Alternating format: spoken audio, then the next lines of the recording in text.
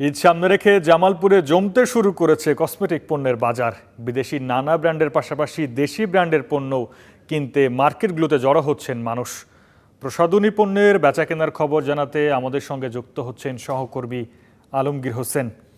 আলমগীর, ঈদের বাকি 3 সপ্তাহ, অনেকেই শুরু করেছেন কেনাকাটা। প্রসাধনী বাজারের ক্রেতাদের ভিড় কেমন দেখছেন জানাবেন। একই সঙ্গে জানাবেন কোন কোন পণ্যের প্রতি আগ্রহ বেশি, মেহেদি আছে, হাতের চুড়ি, অন্য পণ্য আছে, জানাবেন সব নিয়ে আমাদের। রমজান মাসের কিন্তু আজ ষষ্ঠ দিন অতিবাহিত হচ্ছে বলা যায়।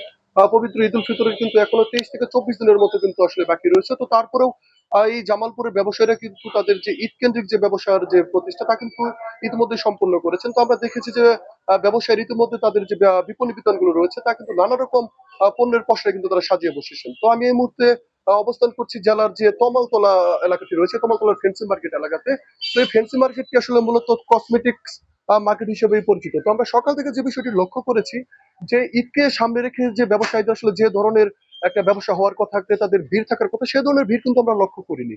আমরা যে বিষয়টি লক্ষ্য করেছি সকাল থেকে কিছু কিছু খুব অল্প সংখ্যক ক্রেতাই কিন্তু আসলে এই বিপণী বিতানগুলোতে আসছেন এবং তাদের যে পছন্দের প্রয়োজনীয় যে আসলে কসমেটিক সামগ্রী তা কিন্তু তারা আসলে ক্রয় করে নিয়ে যাচ্ছেন। তো আমরা যে বিষয়টি আরো লক্ষ্য করেছি যে আসলে বিদেশি বিভিন্ন নামি দামি ব্র্যান্ডের পাশাপাশি দেশীয় যে বিভিন্ন ব্র্যান্ডের যে পণ্যগুলো রয়েছে তা কিন্তু ব্যবসায়ীরা ইতিমধ্যেই আমরা দেখেছি যে থরে থরে আসলে তারা সাজিয়ে রেখেছেন। তো ব্যবসায়ীদের সাথে আমরা কথা বলে যে বিষয়টি আসলে নিশ্চিত হতে পেরেছি যে আসলে ঈদ আসতে মোটামুটি আরো অনেকটা সময় বাকি রয়েছে। আসলে তারা যে বিষয়টি বলছেন যে আসলে ঈদের সময় যতটা আসলে ঘনিয়ে আসবে তাদের আসলে বেশি রকম আর আসলে কাস্টমার হবে বলে তারা আশা করছেন। আর কাস্টমার আসলে যে বিষয়টি বলছেন যে আসলে তাদের যে ব্যবহার্য যেসব পণ্যগুলো রয়েছে, বিশেষ করে বিদেশি যে ব্র্যান্ডের পণ্যগুলো তা কিন্তু আসলে আমরা কথা বলে জানতে পেরেছি যে অনেক পণ্যের দামই কিন্তু আসলে ইতিমধ্যে বৃদ্ধি পেয়েছে এবং দেশি যেসব প্রসাধনী সামগ্রী রয়েছে সেসবের দামও কিন্তু বৃদ্ধি পেয়েছে।